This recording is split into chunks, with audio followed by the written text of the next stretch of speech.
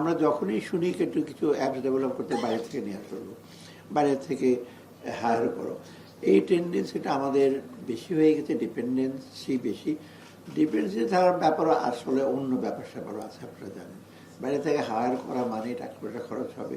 আর বাইরে থেকে যারা আসে তারা কিন্তু আবার কি জানি বলে পেডলিং করে যে আমার ফর্মটা ভালো, আমার কাছে কত লোক আসে, কত রকম সফটওয়্যার যে আমরা বাংলাদেশ ব্যাংকে এই করে দেবো ওই করে দেবো। পেছনে কিছু ডেফিনেটলি সে ভালো আছে লোক, আবার পেছনে কিছু স্বার্থ থাকে। এটা একটা জিনিস আপনারা মনে রাখবেন যে এই ধরনের প্রোগ্রাম যেটা হলো সবার জন্য মঙ্গলজনক, যে ট্যাক্স দেবেন ব্যক্তি পর্যায়ে হোক কোম্পানি পর্যায়ে হোক, ব্যবসা বাণিজ্য সব। দ্বিতীয়ত যে কালেক্ট করবেন তাদের জন্য সুবিধা, সরকার পক্ষে যারা কালেক্ট করবেন, যারা অফিসার আছেন তাদের জন্য সুবিধা। যে ড্রাজারি আপনি কালেক্ট করতে গেলে কত রকম কাগজ লিখতে হয়, কত এবং পরে কিন্তু অনেক সময় থ্যাঙ্কলেস হয়। কাগজ টাজ করে আপনি একটা ট্যাক্স ডিটারমিন করলেন, ট্যাক্স গুলো ওই যিনি দেবেন অনেক সময় নষ্ট করে ব্যয় করে বলে দিলাম একটা, ওই ব্যাটা তো আমাদের অনেক দিন ঘোরালো, 10-12 বার যেতে হলো, এরকম একটা থ্যাঙ্কলেস হয়ে যায়। মানে আপনার যদি বাহাবাটা পাওয়ার বেশি সেটা পান। আরেকটা হলো মাঝখানে যারা আছে, যারা আজকে ট্যাক্স লয়ার, ট্যাক্স লয়ার অনেকটা আপনি জানেন, লয়ার মানে কিন্তু যারা আমরা সুন্দর যারা কোর্টে আমরা জজ সাহেবরা বা সিভিল কোর্টে বা ক্রিমিনাল কোর্টে lawyers are the officers of the court, অনেকে ভাবে কিন্তু লয়ার মানে আমি এই সে ক্লায়েন্টকে রিপ্রেজেন্ট করি। No, lawyers are to assist the court to ascertain certain facts and figure. সেরকম আপনার ট্যাক্স লয়ারও কিন্তু আজকে যেটা বেশিরভাগ সময় আপনারা করেন, কারণ আমি আমার ট্যাক্স যাই হোক টাকা পয়সা কম ট্যাক্স দিতে হয়তো প্রত্যেক বছর আমি যেতে পারি না, একজনকে দিয়ে দিই আর কি। সে মাঝে মাঝে দয়া করে আমার কাছে নেয় না, আমি কিন্তু অ্যাটলিস্ট তুমি 1000-5 টাকা রাখো, স্যার আপনার কাছে টাকা নেবো না 1 টাকাও। আমি বলি ঠিক আছে, মানে যাও আমাকে তো আমার 5000 টাকা ওয়ার্থ, কারণ একটা কষ্ট করে দিতে হয়, কিন্তু সে একটু সাহায্য সহায়তা করলে এবং যেখানে আজকে যেটা বেশি রিটার্ন আপনারা দেবেন, আপনারা যদি খুব দ্রুত, একটা জিনিস হলো আপনার দ্রুত যে যারা সার্ভিস যাবে তাদেরটা আপনার ডিসপোজ অফ করবে, বেশি দিন ঘুরে ট্রেনেন না আর কি আসবে। কারণ হয় কি আছে না, আমার একটা কথা যায়, রসগোল্লা মাথার উপর দিলে খারাপ, এটা প্লেটে দিতে হবে, মাথার মধ্যে যদি খা বেড়া তুই রসগোল্লা মাথার মধ্যে দিয়ে দিল না। আপনারা যদি ক্লায়েন্টরে বলে বেটা আজকে আসো, কালকে আসো, পরশু আসো, এটা তো তারা একটু হয়রানি হবে, তাই না? হ্যাঁ, যথাসম্ভব যখন আসতে করবেন, এই জিনিসটা আপনাদের অনুরোধ রইল, কারণ ইটস ভেরি ইম্পর্টেন্ট। আমি একটা গল্প বলি লয়ার সম্পর্কে। আমরা সিভিল সার্ভিস একাডেমিতে যখন ট্রেনিং নেই, তখন ইমতিয়াজি সাহেব বলে যে lawyer, Lahore government law college, excellent, one of the best lawyer, উনি মিনিস্টার হয়েছেন। উনি গল্প দেখো যারা লয়ার, আমরা তো ম্যাজিস্ট্রেটগিরি করেছি, তোমাদের জন্য একটু ডিফিকাল্ট হবে, 2 পক্ষের লয়ার আসবে, আসামি পক্ষের আর বাদী বিবাদী। তোমার জন্য ডিফিকাল্ট সত্যটা বের করা, যে বাদী পক্ষে সেও মিথ্যা কথা বলবে, বিবাদী পক্ষে সেও মিথ্যা কথা বলবে বা তথ্য গোপন রাখবে, কারণ তোমরা ম্যাজিস্ট্রেট জজ magistrate difficult, you have two.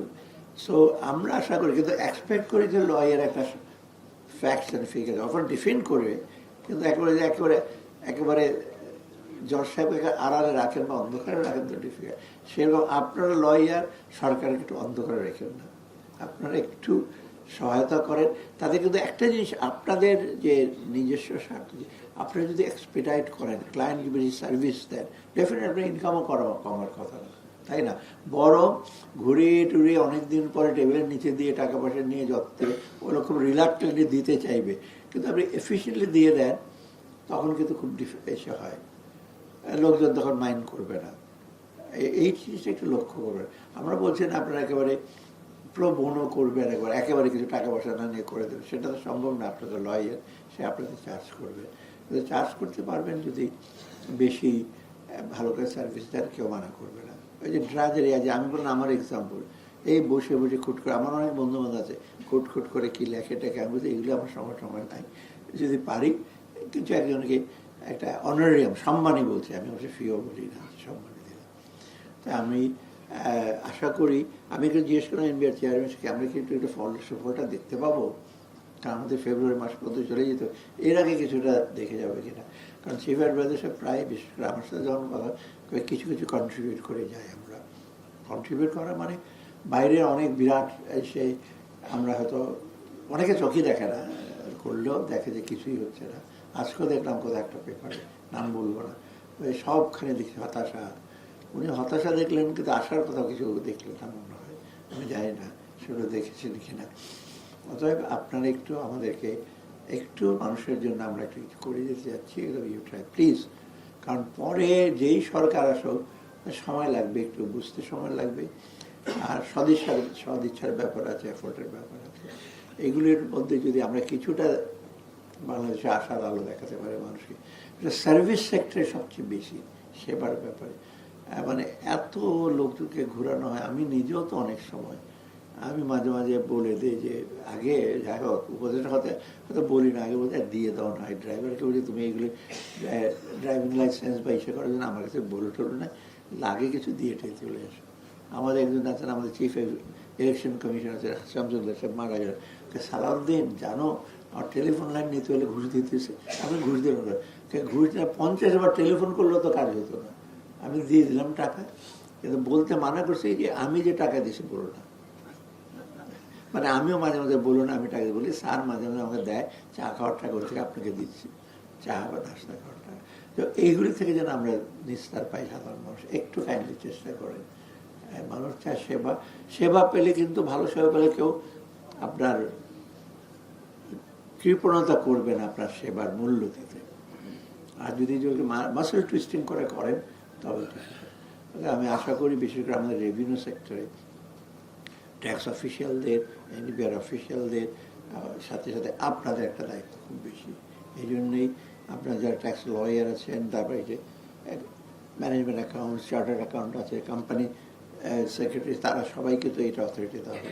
আর আপনাকে তো দু একটা দাবি দেওয়া বলেছেন যে যে সে ফিঙ্গার টিপ যেন না দিতে হয়। আমি তো জিজ্ঞেস করছি, আচ্ছা উকিল দিলে তো উকিল একটা উকালতনামা দিতে হয় না, ফিঙ্গার টিপ না নেয়, কারণ আপনি যারটা করেছেন তার একটু ভ্যালিডিটি অনেক সময় লাগে, সেটা হচ্ছে চেয়ারম্যান সাহেব দেখবেন লাগে কিনা। যদি না লাগে আপনারা, কারণ অনেক সময় কি অথরিটি দিয়ে দেওয়া ভালো, কিন্তু আমাদের দেশে পরে আমি আরেকটা ছোট্ট গল্প বলি। আমি একবার ফ্যামিলি নিয়ে আমি গেছিলাম ট্রেনে, প্যারিস ঘুরে আসার সময় টিকিটটা ইউজ করিনি।